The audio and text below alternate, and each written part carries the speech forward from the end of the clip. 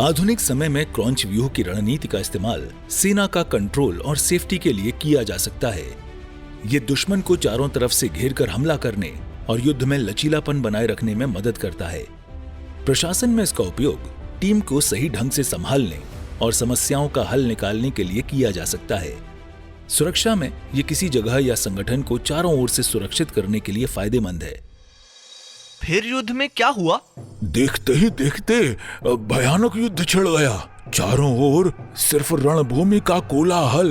सैनिक इस तरह एक दूसरे पर टूट पड़े कि कौन किस सेना से लड़ रहा है ये समझ पाना भी मुश्किल हो गया। युद्ध भूमि में हर तरफ तलवारें टकरा रही थीं। नगाड़ों की ध्वनि तीव्र होती जा रही थी, जैसे आसमान को चीर रही हो। इतनी धूल उड़ रही थी कि आकाश में चमकता हुआ सूर्य भी धुंधला दिखाई देने लगा। पांडवों का वज्रव्यूह, एक अटूट और अद्भुत रणनीति, बिजली की गति से कौरवों की सेना को चीरने लगा। ऐसा लग रहा था जैसे कौरवों की पूरी सेना पांडवों के आघात से हिल गई हो। अर्जुन ने अपने बाणों के प्रहार से भीष्म पितामह को चुनौती दी। भीम और दुर्योधन के बीच गदा युद्ध ऐसा था कि धरती कांप उठी। भीम का हर प्रहार दुर्योधन के आत्मविश्वास को चूर चूर कर रहा था। ये युद्ध सिर्फ अस्त्र शस्त्र का नहीं था, ये था आत्मा, साहस और विजय की अद्भुत गाथा। रणभूमि के इस युद्ध में हर योद्धा अपनी आखिरी सांस तक लड़ने को तैयार था। कौन जीतेगा, कौन हारेगा, ये तो समय ही बताएगा।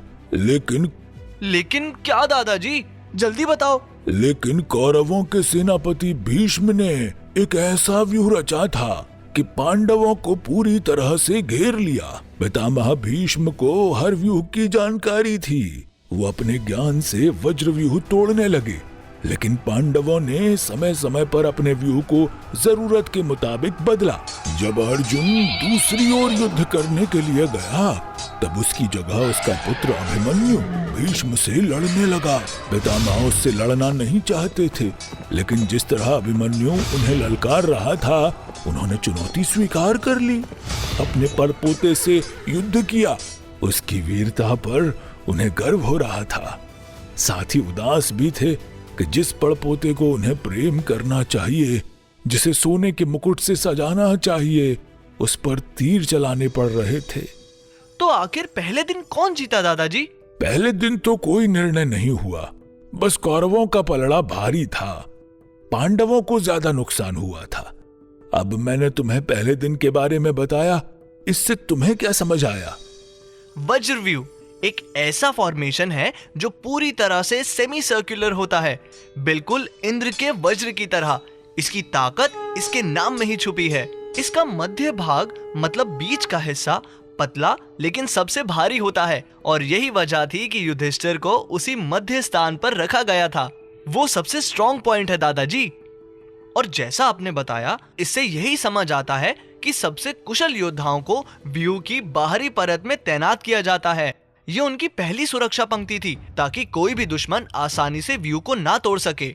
इससे लंबी लड़ाई लड़ने में आसानी होती है, दुश्मन थक जाता है और हमारी सेना की ताकत बनी रहती है। ये चुनाव एकदम सही है दादाजी, आप सही कह रहे थे। वज्रव्यूह सिर्फ एक फॉर्मेशन नहीं, बल्कि एक अजय रणनीति थी। एकदम सही बेटा। वज्र का मतलब ही अभेद्य हथियार होता है, जो बिजली सा तेज हो। इसीलिए तो देवराज इंद्र को इस पर घमंड था। और सर्वतोमुखी के बारे में क्या विचार है आपके राजकुमार जी? पितामह भीष्म ने इसे केवल युद्ध के लिए नहीं, बल्कि मेंटली दबाव बनाने के लिए भी बनाया। सर्वतोमुखी व्यूह का उद्देश्य ये था कि पांडवों को हर दिशा से घेरा जाए और उनकी सेना को भ्रमित किया जाए। इस व्यू का फॉर्मेशन इतना विशाल था कि उसे तोड़ना असंभव सा लगता था, लेकिन व्यू के हर स्तर पर एक गहरी रणनीति छिपी थी। इसका मतलब हमें यह भी सीखने को मिलता है कि अगर हमें अपने लक्ष्य तक पहुंचना है तो हर दिशा से कोशिश करनी चाहिए। पांडवों की स्ट्रैटेजी ज्यादा सही थी, इसलिए छोटी सेना होने पर भी उन्होंने कौरवों को कड़ी टक्कर दी। शाबाश। दुश्मन यदि बड़ा हो तो फायदे में जरूर रहता है, लेकिन इससे जीत तय नहीं होती। अब ये देखो, ये है दूसरे दिन का व्यू। नहीं दादाजी, ये तो चिड़िया का पोस्टर है। दादाजी, शायद ये गलत लिखा है, ये एक चिड़िया का पोस्टर है। ये तो एक क्रेन है। दूसरे दिन का व्यू कहाँ है? गौर से देखो, ये मैग्नीफाइंग ग्लास लो, अब बोलो क्या दिखता है? ठीक है। अरे ये, इसमें तो छोटे छोटे आदमी बने दिखाई दे रहे हैं। तुमने एक बात सही कही, ये एक डेमोसेली क्रेन है। ये सारस पक्षी की एक प्रजाति है और इसी आकार का व्यू बनाया था धर्मराज युधिष्ठिर ने महाभारत के दूसरे दिन। ये है क्रॉन्च व्यू। सारस को संस्कृत में क्रॉन्च कहते हैं। एक अद्भुत व्यू जिसे देवगुरु बृहस्पति ने इंद्र को बताया था। पहले दिन की हार के बाद उन्हें तो बहुत बुरा लग रहा होगा ना? हाँ, राजा विराट के 15 साल के पुत्र का वध हो गया। उस रात जब युधिष्ठिर ने अपनी सेना की ओर देखा तो उन्हें भी बहुत दुख हुआ था। पहले ही दिन एक अक्षौहिणी सेना शहीद हो गई। युधिष्ठिर ने कहा, इस युद्ध में जिस तरह पितामह आगे बढ़ रहे हैं, मेरी पूरी सेना का संहार बहुत जल्द कर देंगे। भीष्म नाम के इस अग्नि में इन सभी राजाओं की आहुति देना मुझे उचित नहीं लग रहा। सेना में अब मायूसी है। इस पर सेनापति धृष्टद्युम्न ने कहा, यह कैसा धर्म युद्ध है माधव? हम धर्म की ओर से लड़ रहे हैं और पहले ही दिन हमारी हार हो गई।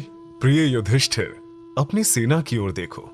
देखो इनमें कितने महान योद्धा तुम्हारा साथ देने के लिए, धर्म की स्थापना के लिए तत्पर हैं। देखते ही देखते ये शिखंडी पितामह का वध अवश्य करेंगे। और धृष्टद्युम्न, इस बात को मत भूलो कि ये धर्म युद्ध ही सही, पर युद्ध है। इसमें जय पराजय तो होनी ही है।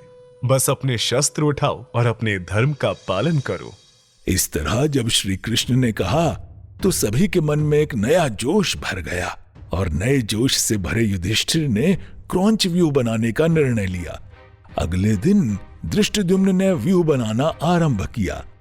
आप बताते जाइए दादाजी, मैं स्क्रॉल पर बने सारस पक्षी को देखकर समझता जाऊंगा कि कौन कहां खड़ा था।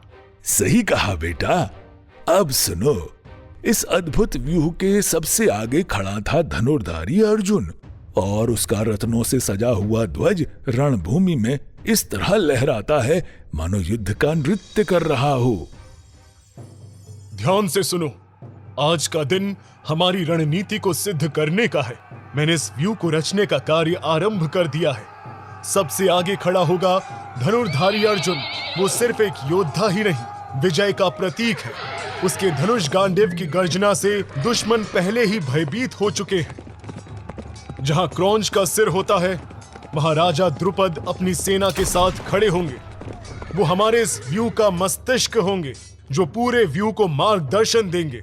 कुंती भोज और दृष्टकेतु, इनकी भूमिका बहुत महत्वपूर्ण है। ये इस व्यू के नेत्र हैं। उनकी दृष्टि दुश्मन के हर प्रयास पर रहेगी। दाशारणक, दशरथ समूह, प्रभद्रक, अनुपक और किरात, ये सभी इस व्यू की गर्दन बनकर खड़े रहेंगे। ये हिस्सा हमारी इस व्यू का रचना का आधार है। इसे भेदना दुश्मन के लिए असंभव होगा। पट्टचर, पौंड्रू और निषद, ये सभी राजा युधिष्ठिर के साथ व्यू के सबसे पीछे खड़े रहेंगे। ये हिस्सा हमारी अंतिम रक्षा पंक्ति है, जो किसी भी हमले को रोकने में सक्षम है। और अब सुनो, मैं धृष्टद्युम्न और भीमसेन, हम दोनों अपनी सेनाओं के साथ इस क्रॉन्च व्यू के 2 पंख बनेंगे। ये पंख इतने शक्तिशाली होंगे कि कोई भी दुश्मन इन्हें पार नहीं कर सकेगा। हमारे प्रहार दुश्मन की सेना को चीर देंगे। ये व्यू हमारी विजय का मार्ग है। हर योद्धा अपने स्थान पर अड़िग रहेगा। ये रणभूमि आज हमारे साहस और रणनीति की गवाही देगी।